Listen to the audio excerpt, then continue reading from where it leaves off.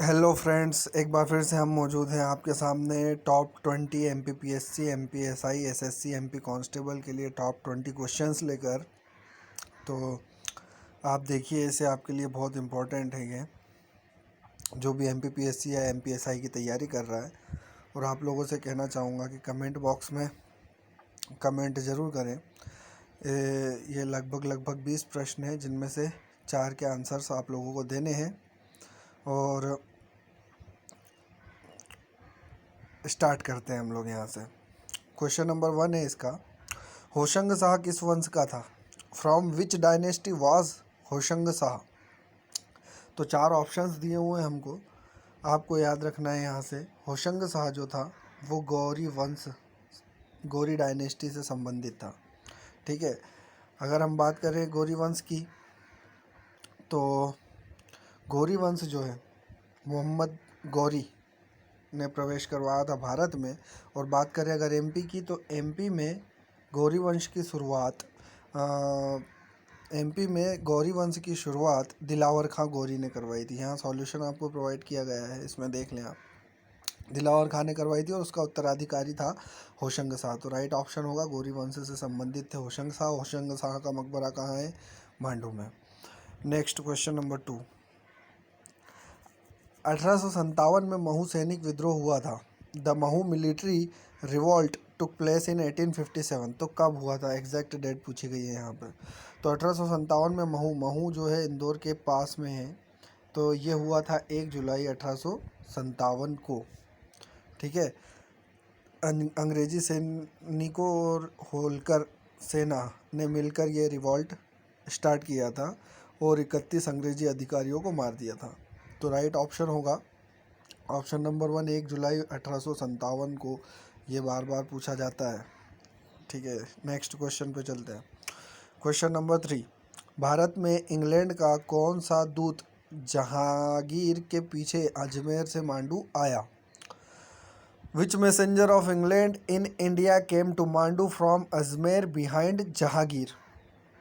तो जहांगीर के पीछे हम लोग जानते हैं, सबसे पहले इंग्लैंड से कैप्टन हॉकिंस, नाम सुना होगा आप सभी ने, कैप्टन हॉकिंस। ठीक है, सबसे पहले इंग्लैंड के सम्राट ने कैप्टन हॉकिंस को भेजा था जहांगीर के दरबार में, लेकिन ये असफल हो गए थे, इनको सफलता नहीं मिली थी। तो इनके बाद सर थॉमस रो इनको भेजा गया जेम्स प्रथम के द्वारा, जो ब्रिटेन के सम्राट थे। तो सर थॉमस रो को भेजा गया और यही भारत में अंग्रेजी कोठियाँ, व्यापारिक कोठियाँ खोलने के लिए जहांगीर से परमिशन लेने के लिए सफल हुए। तो राइट ऑप्शन होगा सर थॉमस रो, जो कि अजमेर से मांडू तक जहांगीर के पीछे आया था। चलते हैं नेक्स्ट क्वेश्चन पे, और ये बात है 1615 की। क्वेश्चन नंबर 4, गलत जोड़ी युग्म पर निशान लगाइए, ट्रिक द रॉन्ग पेयर। यहाँ पे कुछ आपको दिए हुए हैं क्षेत्र और उन पर राज करने वाले राज परिवार, बताना है इसमें से कौन सा गलत है। तो देखिए, ऑप्शन वाइज बात करते हैं, तो जैसे पहला ऑप्शन है नागपुर भोसले, तो नागपुर पे मराठों का राज्य था, भोसले, तो ये तो सही है। दूसरे ऑप्शन की बात करें बड़ौदा गायकवाड़, तो ये भी मराठों का शासन था यहाँ पे भी, बड़ौदा गुजरात में, ये भी सही है। इंदौर में होलकरों का शासन था, महारानी अहिल्याबाई होलकर, ये भी राइट है। फोर्थ ऑप्शन है ऑप्शन नंबर डी कि जबलपुर सिंधिया, तो ये गलत ऑप्शन है। जबलपुर में सिंधिया नहीं, जबलपुर में किसी का शासन नहीं था, सिंधियाओं का शासन तो ग्वालियर में था, ग्वालियर। ठीक है, सिंधियाओं का शासन ग्वालियर में था, इसलिए ये गलत हो जाएगा। राइट ऑप्शन होगा हमारा जबलपुर सिंधिया, ये गलत है, जबलपुर महाकौशल क्षेत्र में आता था। प्रश्न क्रमांक 5, देवी अहिल्याबाई के अंतर्गत होलकर की राजधानी क्या थी? तो देवी अहिल्याबाई होलकर के अंतर्गत होलकर वंश की राजधानी थी महेश्वर। राइट ऑप्शन होगा महेश्वर, इंदौर राजघराने की राजधानी थी महेश्वर। तो महेश्वर राइट ऑप्शन होगा।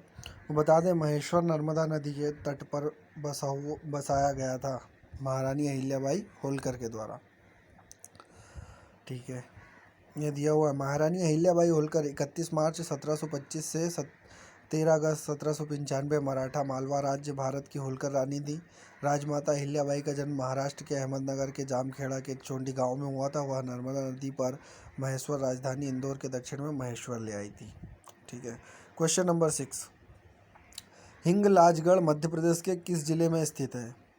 Hinglajgarh is located in which district of Madhya Pradesh? तो हिंगलाजगढ़ जो है वो मुख्य रूप से एक शैक्षणिक संस्थान हुआ करता था और एक मंदिर हुआ करता था, जो कि मध्य प्रदेश के मंदसौर क्षेत्र में, मंदसौर जिले में स्थित है। ऑप्शन नंबर 2 राइट होगा इसका, हिंगलाजगढ़ मंदसौर में। ये जो हिंगलाजगढ़ है ये परमार वंश से संबंधित कलाकृति है, या फिर परमार वंश से संबंधित स्थापत्य कला का नमूना है। तो परमार वंश से संबंधित है। और परमार वंश के प्रतापी राजा भोज का नाम सभी ने जो सुना होगा, ये एक्स्ट्रा जानकारी आपको दे देते हैं। भोज जो है वो धार से संबंधित है। ठीक है। तो हिंगलाजगढ़ राइट ऑप्शन होगा, मंदसौर में स्थित है। क्वेश्चन नंबर 7, मध्य प्रदेश में किसकी मृत्यु के बाद मराठाओं ने अधिकार प्राप्त कर लिया था? After whose death did the Marathas gain authority in Madhya Pradesh? तो देखिए, अगर आप आंसर नहीं भी पता हो तो आप ऑप्शन वाइज भी कर सकते हो कि मराठाओं ने शक्ति कब प्राप्त की। तो अशोक तो बहुत पुरानी बात है, ये तो होंगे नहीं। कनिष्क बहुत पुरानी बात है। हर्षवर्धन की बात करें तो ये भी पुरानी बात है। तो इनके समय तो मराठा थे ही नहीं, तो ये ऑप्शन तो वैसे ही गलत होगा। तो बचा ऑप्शन कौन सा? औरंगजेब। औरंगजेब की मृत्यु के बाद मराठाओं ने अधिकार प्राप्त कर लिए थे मध्य प्रदेश में। बात करें अगर औरंगजेब की, तो औरंगजेब के बारे में कुछ फैक्ट आपको पता होना चाहिए। इसको आलमगीर भी कहा गया है। आलमगीर की उपाधि के साथ ये तख्त पर बैठा था। 1618 में 1618 में जन्म हुआ था औरंगजेब का। ठीक है। और 17 समथिंग 10 के आसपास इसकी मृत्यु हुई थी। इसकी मृत्यु के बाद संपूर्ण मुगल साम्राज्य बिखर गया था। क्वेश्चन नंबर 8, तानसेन खालिस्तान के दरबार में रहते थे। Tansen lived in the court of. तो तानसेन जो है वो समकालीन थे अकबर के, और अकबर के दरबार में रहते थे। ऑप्शन नंबर सी सही होगा, अकबर। बात कर लेते हैं तानसेन की। तो तानसेन अकबर के 9 रत्नों में से एक थे। 9 रत्नों में से एक थे। और तानसेन का जो मकबरा है या समाधि है वो है ग्वालियर। ग्वालियर में है समाधि। और प्रत्येक वर्ष नवंबर माह में, ये मोस्ट इम्पॉर्टेंट है एमपीपीएससी के लिए, प्रत्येक वर्ष नवंबर माह में ग्वालियर में तानसेन समारोह का आयोजन किया जाता है। ठीक है। संगीत सम्राट भी कहा जाता है तानसेन को। तो ऑप्शन नंबर सी अकबर सही होगा। अकबर के दरबार में रहते थे तानसेन। क्वेश्चन नंबर 9, विषुवत रेखा है इक्वेटर इज अ डैश। उत्तर और दक्षिणी ध्रुवों को जोड़ने वाली रेखा। ऑप्शन नंबर 2 उत्तर और दक्षिण ध्रुवों के बीच पृथ्वी के चारों ओर खींची गई काल्पनिक रेखा। ऑप्शन नंबर सी शनि ग्रह के गिर्द तक मेखला। या ऑप्शन नंबर डी पृथ्वी के घूर्णन का अक्ष। तो देखिए, इसका राइट ऑप्शन होगा, पहले बात कर लेते हैं हम पृथ्वी की। तो पृथ्वी दीर्घवृत्ताकार होती है, अंडाकार। पृथ्वी का अध्ययन करने के लिए इस पर अक्षांश और देशांतर, आड़ी और खड़ी रेखाएं खींची गई है, लैटिट्यूड एंड लॉन्गिट्यूड। तो अक्षांश रेखाओं की बात करें तो जो 0 डिग्री अक्षांश होती है वो पृथ्वी के बीचों बीच से होकर जाती है। ध्रुव ऊपर होता है, एक उत्तरी ध्रुव होता है नॉर्थ पोल, और एक नीचे होता है साउथ पोल। इनके बीचों बीच एक रेखा खींची जाती है 0 डिग्री अक्षांश जिसे कहते हैं, जो पृथ्वी को 2 भागों में बांटती है। उत्तरी गोलार्ध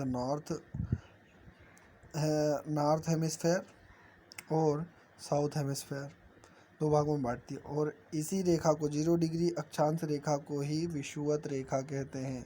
विषुवत रेखा या भूमध्य रेखा, इक्वेटर। ठीक है।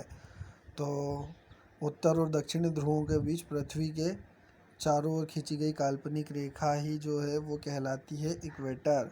Imaginary line drawn around the earth between the north and south poles, right option होगा ये। नाउ लास्ट क्वेश्चन, किस ग्रह को सांध्य तारा के नाम से जाना जाता है? Which planet is known as evening star? तो इवनिंग स्टार हर एग्जाम में पूछा जाता है क्वेश्चन, शुक्र वीनस। शुक्र वीनस को संध्या का तारा या सांझ का तारा के नाम से जाना जाता है। और भी क्वेश्चंस बचे हुए हैं। वर्ष 2011 की जनगणना के अनुसार भारत में प्रति लिंगानुपात क्या है? तो भारत में देखिए लिंगानुपात, लिंगानुपात क्या होता है? प्रति 1000 पुरुषों पर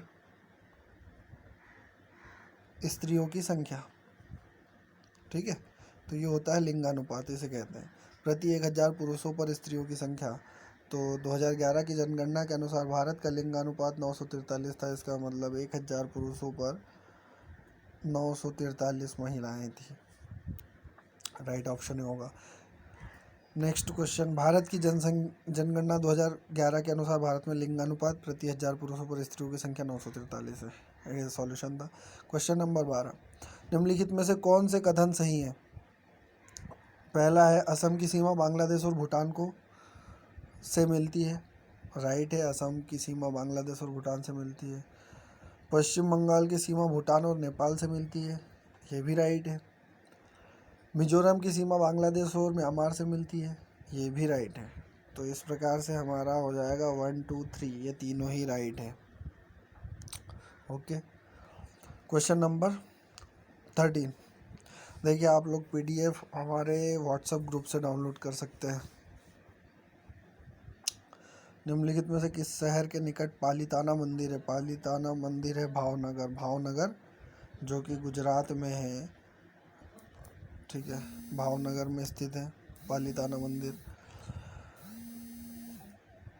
क्वेश्चन नंबर 14, गुरु शिखर क्या है? तो गुरु शिखर जो है वो अरावली उच्चतम शिखर है, गुरु शिखर, जिसकी ऊंचाई लगभग 1722 मीटर है के समथिंग है, ठीक है। तो अरावली का उच्चतम शिखर है गुरु शिखर, और ये राजस्थान में है, ये आपको याद रखना है, राजस्थान, गुरु शिखर अरावली का सर्वोच्च चोटी है। क्वेश्चन नंबर 15, लोकसभा के अध्यक्ष का कार्यकाल कितनी अवधि का होता है? तो लोकसभा अध्यक्ष का कार्यकाल होता है 5 वर्ष का, सबको याद होगा, 5 वर्ष का। Next question, question number 16 and the last, Lok Sabha का प्रथम उपाध्यक्ष कौन था? GV Mavalankar, Sarvepalli Radhakrishnan, M A Iyengar, doctor PV Cherian. तो उपाध्यक्ष पूछा गया डिप्टी स्पीकर, तो वो थे MA अयंगार, ये थे पहले उपाध्यक्ष जिनका कार्यकाल था 1952 से 1956 तक।